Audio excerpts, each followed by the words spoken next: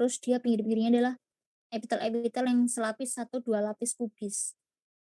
Nah, karena dia kan harusnya seperti ini semua bentuknya, yang normal-normalnya. Tapi jadinya epitelnya tuh dia mengalami proliferasi. Jadinya epitelnya semakin banyak gitu loh, proliferasi. Oke, disebut sebagai DM-nya apa? Hiperplasia. Jadi ini adalah hiperplasia pada kelenjar tiroid, gitu.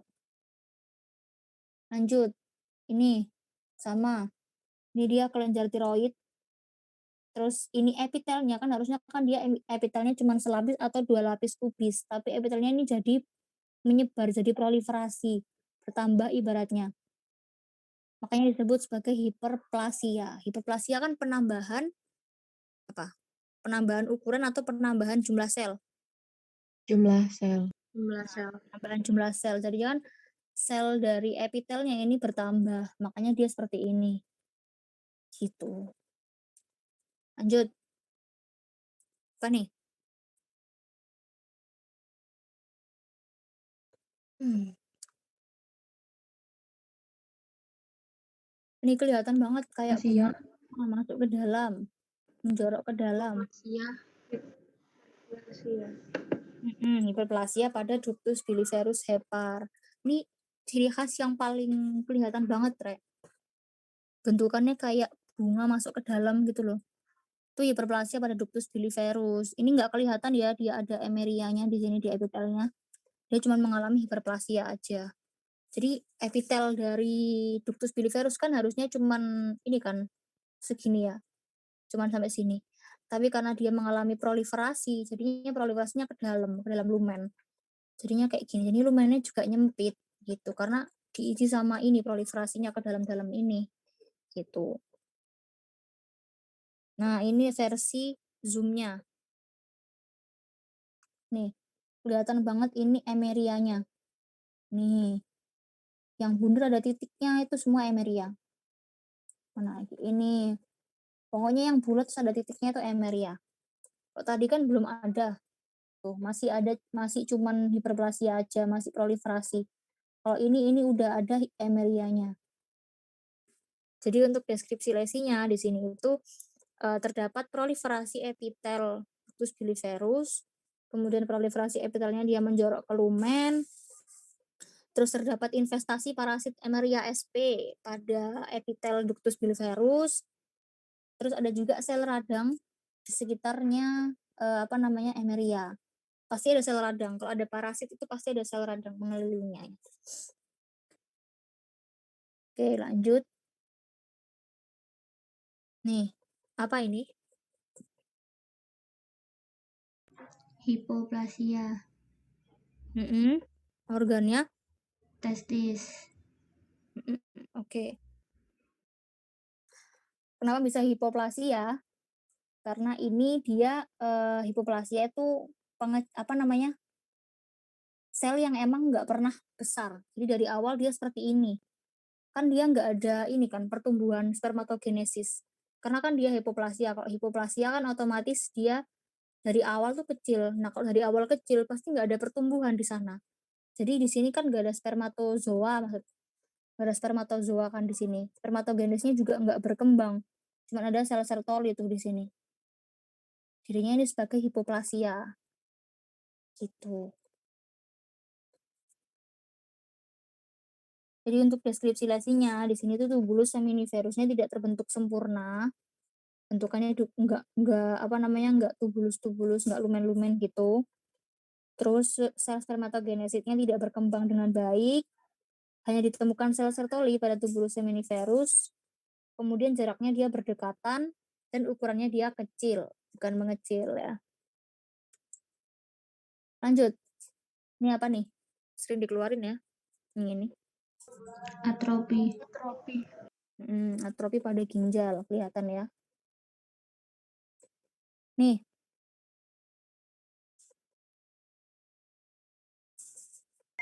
Atropi. Hepat. Atrofi hepar. Ini kelihatan banget. Ini dia sel-selnya udah kecil, terus interstisial dari sel hepar itu dia putih-putihnya nih loh. terus makin menjauh, kan harusnya dia nggak sejauh itu kan. Tuh, lanjut. Nih, Papiloma kulit. papiloma. Apa ciri khasnya papiloma? Kalau mikros ini. Stratum spinosumnya berlekuk-lekuk. Terus? Terdapat proliferasi epitel yang berlebihan pada stratum spinosum kulit. Ya, itu ini ya, proliferasi epitelnya. Proliferasi epitelnya ini mengakibatkan epitelnya ini menjadi berlekuk-lekuk. Stratum spinosumnya ini berlekuk-lekuk. Dan lekuknya ini ke dalam. Itu. Terus penebalannya ada di mana aja, namanya apa? Kalau di stratum spinosum namanya akantosis, kalau di stratum corneum hiperkeratosis. Jangan kebalik ya. Kalau misalkan kalian lupa namanya, ya udah nggak usah disebutin, bilang aja terdapat juga penebalan pada stratum spinosum atau terdapat penebalan pada stratum corneum. Mudah gitu aja, nggak usah disebutin namanya kalau misalkan kalian lupa. Daripada kebalik, terus salah, kan eman. Lanjut. Ini, Papiloma. Papiloma kulit. papiloma juga. Ini kelihatan stratum spinosumnya dia berlekuk-lekuk ke dalam. Terus ini menebal, stratum corneumnya juga dia menebal, hiperkeratosis. Nih, Fibrosarkoma. kenapa bisa fibrosarkoma bukan fibroma? Karena fibroblast sirkulernya itu bertumpuk. Ya, terus yang kalian harus lihat, maksudnya yang kelihatan banget, intinya, Inti selnya membesar dan tampak inti gelap. selnya, sama sitoplasmanya. Kalau intinya ini kan dia apa namanya nih, terkondensasi, dia memadatkan, jadi dia warnanya lebih gelap gitu. Jadi terus sitoplasmanya malah yang hilang, kayak sitoplasma itu hampir hilang gitu loh. Harusnya kan dia sitoplasmanya kan dia warnanya eosinofilik kan. Harusnya di ini kan misalkan ini inti ya. Harusnya di sini dikelilingi oleh sitoplasma, tapi karena intinya ini dia kayak ibaratnya egois ya. Jadinya dia membesar terus dia menggelap sendiri. Sitoplasmanya dia hampir hilang. Nah, itu menunjukkan kalau diferensiasi selnya itu sudah buruk. Nah, karena diferensiasi sel sudah buruk, maka namanya fibrosarkoma gitu. Jadi dilihat dari inti dan sitoplasmanya. Karena kalau misalkan kalian ketemu pada preparat yang lain itu apa namanya tuh bentukan alurnya itu hampir sama semua, sirkular, melingkar, bertumpuk tuh hampir sama. Tapi yang kalau misalkan kalian bingung bisa kalian lihat dari inti sama sitoplasmanya gitu. Ini apa nih? Nah, kalau gini kan nggak kelihatan kan alurnya kayak gimana. Sirkular, menumpuk, atau apa namanya bersilang itu kan nggak kelihatan kan. Pokoknya nggak beraturan gitu aja. Tapi coba kalian lihat intinya kayak gimana.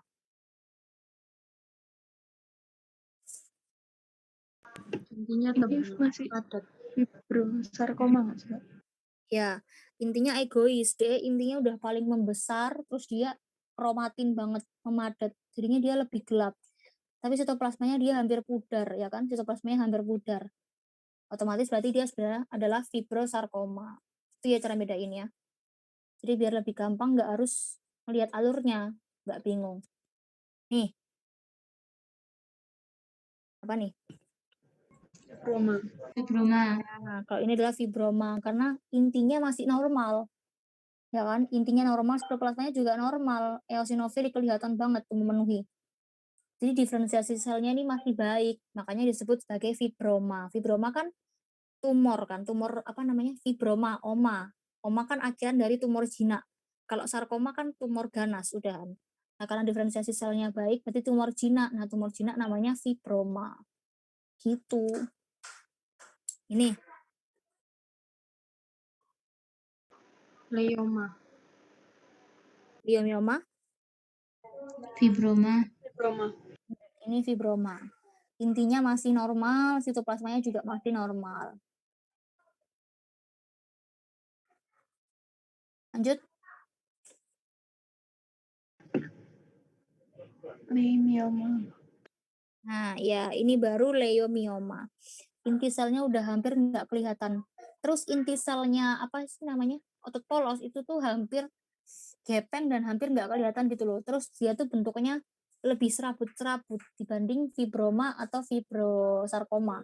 Kalau fibroma kan itu fibroblast kan. Fibroblast itu kan bentukannya masih sel tapi gepeng. Nah, kalau serabut-serabut otot itu kan dia dari awal kan memang intinya tuh udah gepeng.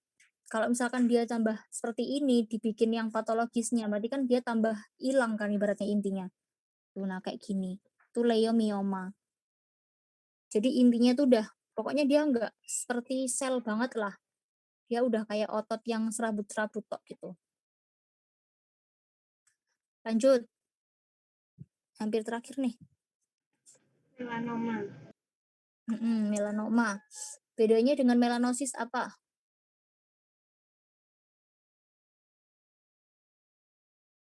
Ayo.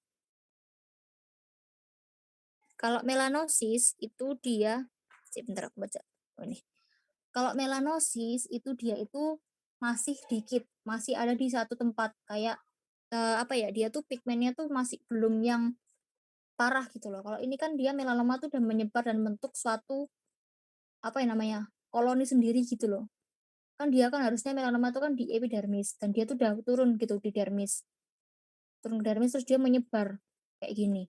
Dia bentuk koloni sendiri. Kayak bentuk apa sih namanya? Kelompok gitu loh. Nah, itu sebenarnya udah menyebar jadinya namanya melanoma. Gitu. Ini juga melanoma kelihatan banget dia udah banyak menyebar ke jaringan dermisnya. Udah ya, berarti untuk ke review mikrosnya apa ada yang tanyain sebelum kita bahas self as? Aduh. Alhamdulillah. Oke, lanjut aja kita ke pembahasan self as kemarin. Kemarin kalian ngisi apa nih jawabannya? Hmm. Nih,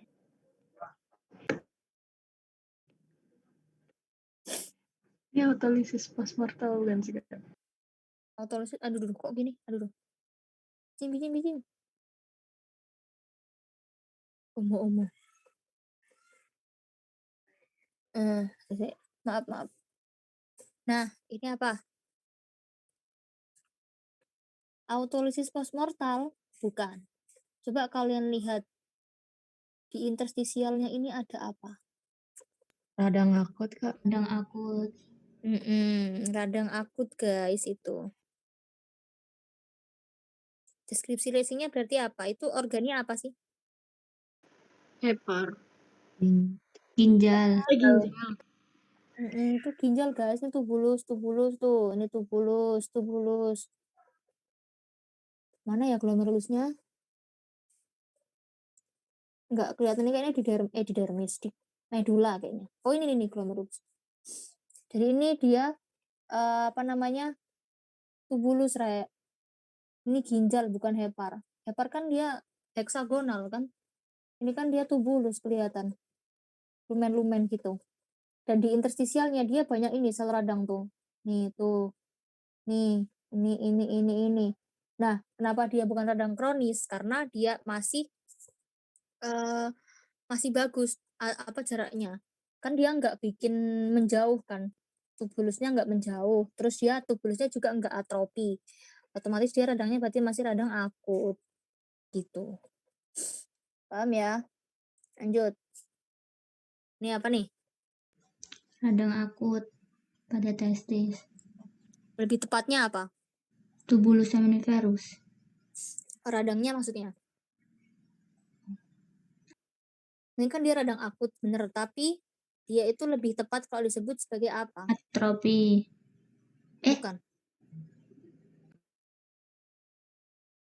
Coba dilihat ini dia apa sih namanya ini? Radang purulan. Sel radang PMN-nya dia lebih. Purulen. Nah, purulen. Jadi dia tuh sel radangnya tuh lebih mendominasi, terus dia terlokalisir banyak banget gitu loh. Nah, ini disebut sebagai radang purulen. Jadi lebih tepatnya adalah radang purulen sebenarnya.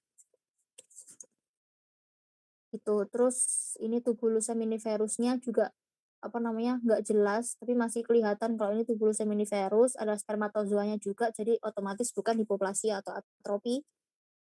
Terus jaraknya juga masih berdekatan, jelas bukan atropi. Jadi sel radang PMN-nya dia terlokalisir, terus mendominasi, maka namanya adalah radang purulen. Gitu. Nih, apa nih? Atresia Radang akut. Atresia ani. Apakah ini anus? Ini bukan anus, guys. Ini testis. Testis. Iya, ini adalah penyakit orchitis nih, orchitis. Orchitis ini berarti radangnya radang apa? Akut. Kenapa bisa akut? Berarti kan ini dilihat ukuran organnya dia apa? Membesar kan. Terus dia ini merah, kemerahan, hiperemis. Jadi dia akut. Kalau kronis itu dia pasti udah jelek, udah entah dia bernanah atau mungkin dia ada kayak nodul-nodul, granulum-granulum di sini, atau mungkin dia ini rambut-rambutnya udah rontok, terus keluar darah-darah gitu-gitu, udah pasti dia kronis. Nah ini kan dia masih bagus, tapi ukurannya dia membesar dan dia hiperemis, berarti namanya dia radang akut gitu. Lanjut, ini udah pastilah gampang, radang fibrinos ya. Ini juga preparat seumur hidup.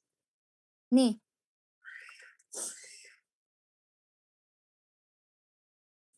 apakah ini? Radang Radang fibrinus. Ya, radang fibrinos. Kelihatan banget di lumennya cuma ada fibrin. Nah, ini yang tadi kontroversial ya. Jadi ini sebenarnya adalah penyakit para TBC usus. Di patologi sistemik itu nanti kalian bakal tahu ini penyakit para TBC usus, dan para TBC usus itu termasuk sebagai radang granulomatus gitu. Jadi radang granulomatus itu nggak cuman nodul-nodul aja, tapi bisa juga seperti ini bentukannya gitu. Dan ciri khasnya di sini adalah mukosa ususnya yang menebal dan berlekuk-lekuk sangat kelihatan. Yang berlekuk-lekuknya tuh sangat-sangat ekstrim. Ini lekuk-lekuknya sangat-sangat ekstrim. Itu ciri khasnya dari radang granulomatus pada usus. Kayak gitu. Ini penyakitnya adalah para TBC usus gitu. Jadi ini untuk deskripsi lesinya itu mukosa usus ini dia menebal. Terus mukosa usus ini dia berlekuk-lekuk ekstrim, berlekuk-lekuk atau terlipat-lipat dan sangat ekstrim lekuk-lekukannya maksudnya. Terus ini dia terdapat hemoragi, ini pendarahan kan kelihatan masih basah banget. Dan selain hemoragi, mukosa ususnya juga hiperemis. Kemerahan juga. Gitu. Jadi ini pelajaran terbaru ya. Nih. Nah, ini itu kalau dimikroskan. Ini para TBC usus kalau dimikroskan itu kayak gini. Nah, ini. Ini apa berarti? Radangnya. Radang granulomatus. Dan granulomatusnya itu di mana? Granulumnya itu di sini. Di filinya, di epitelnya ini loh. Di atas ini. Kan epitel usus kan harusnya dia tuh kan panjang gitu ya, bagus kayak menjulur keluar, terus crypta liberculumnya juga panjang-panjang gitu kan. Nah, karena adanya granulum di sini otomatis fili epitelnya tuh kayak memendek gitu loh. Jadi bantet kan, otomatis karena granulum kan membesar bulat gitu kan. Jadinya dia menekan crypta liberculum ini, jadinya crypta liberculumnya atropi. Harusnya kan dia panjang-panjang, terus epitelnya juga dia panjang-panjang menjauh gini, jauh keluar gini kan. Tapi gara-gara ada granulum, dia bentukannya epitelnya jadi memendek, membesar, melebar gitu, dan menekan crypta liberculumnya. Tapi untuk deskripsi lesinya tetap sama. Jadi terdapat bentukan granulum pada epitel usus, kemudian bentuk granulum terdiri dari 7 sel itu, Mama debris makan giant villi. Terus juga disebutkan ini epitelnya ini dia memendek dan membesar. Bentukan dari epitel ini menjadi memendek dan membesar. Terus crypta liberculumnya ini jadi atropi. Karena tertekan oleh epitelnya yang memendek tadi. Gitu. Oke. Nah, ini apa? Radang katarak. radang kataral. Nah, kalian pasti bingung sama ini. Kan ini sama-sama berlekuk-lekuk kan. Tapi bedanya ini lekuk-lekukannya masih bisa dibilang masih belum se-ekstrim ini. Ini kan ibaratnya udah kayak apa ya? Udah ekstrim banget gitu loh, udah menebal terus tebalnya udah salah gimana ya? Udah tebal terus melekuk, jadinya lebih ekstrim banget. Nah, kalau ini kan dia masih yang kayak kayak organ yang masih kecil, tapi dia melekuk-lekuk, jadinya masih kayak mengkerut biasa gitu loh. Terus yang membedakannya di sini, yang apa namanya, ciri khas utamanya kenapa disebut sebagai radang kataral, nih, di mukosanya dia ada eksudat kataral di sini. Yang mengkilat-mengkilat ini bukan ya, ini hemoragi yang sudah mengering ini. Hemoragi mengering bercampur dengan eksudat, makanya dia warnanya kayak gini. Ini nih yang di mukosa-mukosanya ini kan dia mengkilat-mengkilat kan, ada kayak, cairan-cairan. Nah, itu yang disebut sebagai cairan mukusnya. Kan radang kataral itu kan cairan mukus kan, ciri utama dari radang kataral. Jadi untuk deskripsi lesinya di sini itu, mukosa ususnya juga menebal, tapi, nggak terlalu ekstrim, terus terdapat cairan mukus pada mukosa organ, dan organnya dia tampak mengkilap. Radang kataral. Oke lanjut, ini.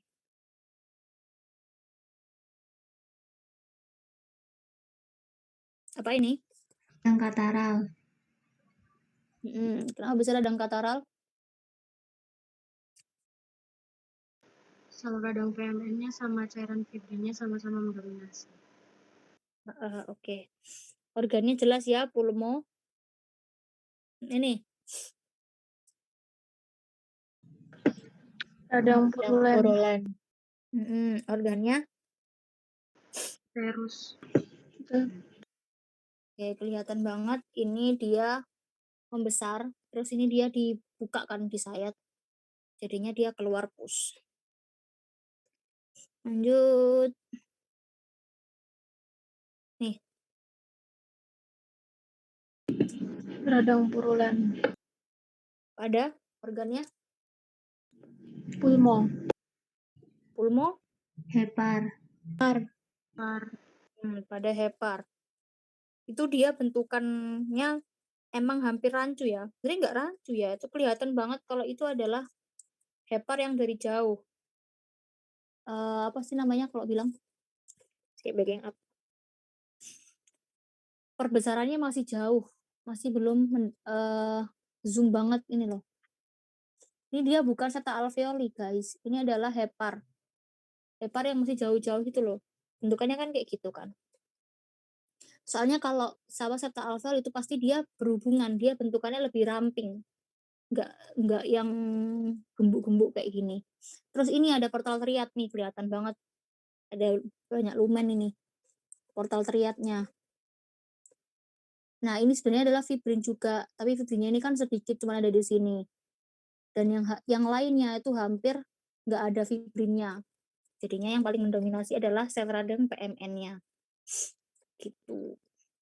Lanjut.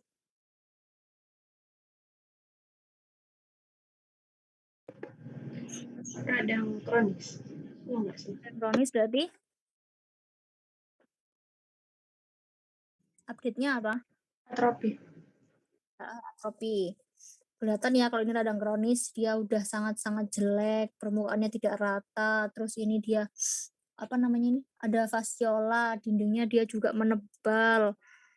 Terus konsistensinya juga kelihatan banget udah keras gitu. Otomatis dia pasti radang kronis. Nah, karena dia radang kronis berarti DM update-nya adalah atrofi. Gitu. Nih. Jauh ya. Nih. Gepeng anjir. Nah, nih. Atrofi. Atrofi pada organ Ginjal. Nih. Papiloma. Papiloma pada Rumen. Kenapa bisa rumen? Karena memang ini rumen. Ya apa ya? Karena emang ini mukosa rumen kan kayak gini. Dan papilomanya itu yang timbul-timbul ini, ini, ini,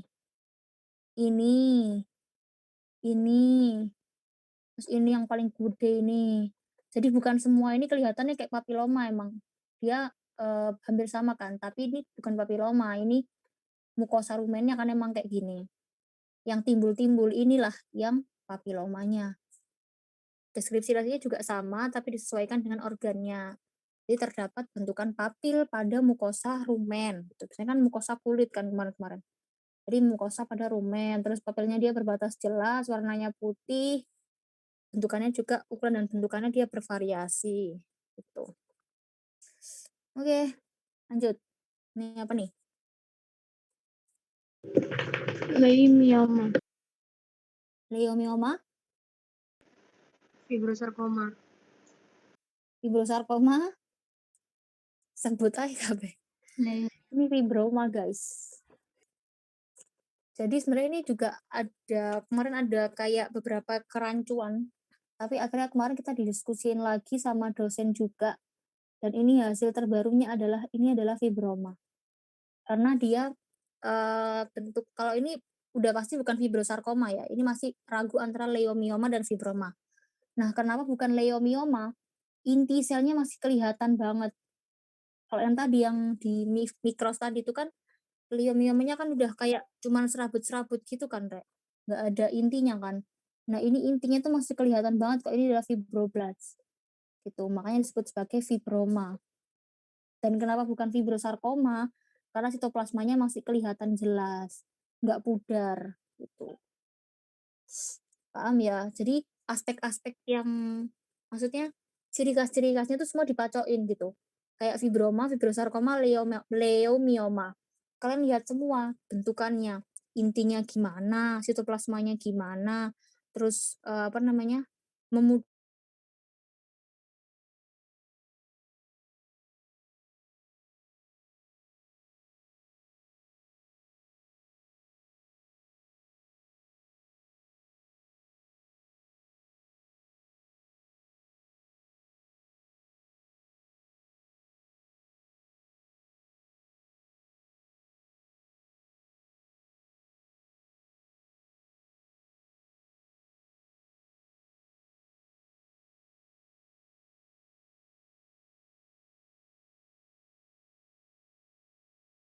tut apa ini? Dilihat intinya, sitoplasmanya. Fibroma bukan, Mbak. Sip. Gitu. Jadi intinya kan masih bagus, intinya masih normal, nggak egois, nggak memadat, nggak membesar sendiri.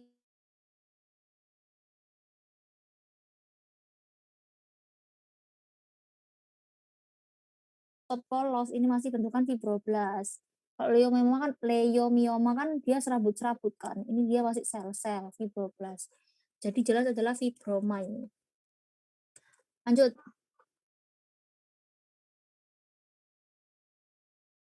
Hiperplasia. Organnya? Usus. Ya, oke. Jadi kan epitel, aduh, sampai kering. Ini kan epitel kan harusnya cuma sampai segini kan. Tapi karena dia mengalami hiperplasia, penambahan jumlah sel, otomatis selnya ini berproliferasi nih, keluar nih. Nih. Jadinya ini dia hiperplasia. Pokoknya dia kayak bentukan bunga gitu, Rek. Itu tuh hiperplasia pasti. Penambahan jumlah sel. Nah, ini juga epitelnya dia ruptur. Jadi bisa disebut juga ditulis DL kalau misalkan udah nggak ada apa lagi. Misalkan kan ini kan terdapat bentukan proliferasi epitel pada usus. Habis gitu apalagi ya? Oh iya, proliferasi epitelnya menjorok. Terus habis gitu epitelnya ini dia ruptur gitu. Terus strukturnya masih dapat dikenali gitu. Lanjut. Ini nih apa nih? Atrofi. Atrofi. Karena heparnya tadi ini kan yang kayak kalian pas bingung radang purulen, kan ini bentukannya kayak gini kan. Jelas banget kan ini dia bukan septa alveoli, tapi ini adalah hepar. Nah, ini atrofi karena, hepatositnya dia menjauh kan, mengecil terus interstisialnya jadi menjauh. Nih. Kayak itu ya, kayak kukis-kukis. Hipertrofi jantung, ini kelihatan. Sebenarnya tapi ini masih belum yang terlalu hipertrofi ya, dindingnya juga masih agak kelihatan normal sih sebenarnya ini. Tapi ini hampir sih ya, hampir hipertrofi, tapi nggak terlalu parah. Oke. Nih, apa nih?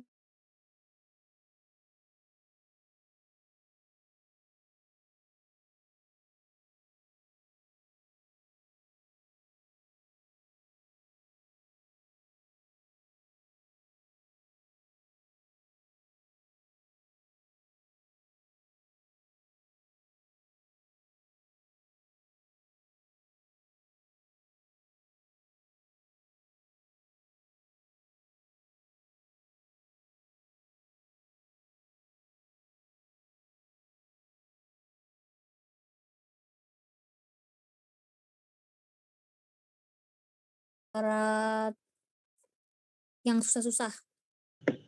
Boleh nanya enggak? Boleh.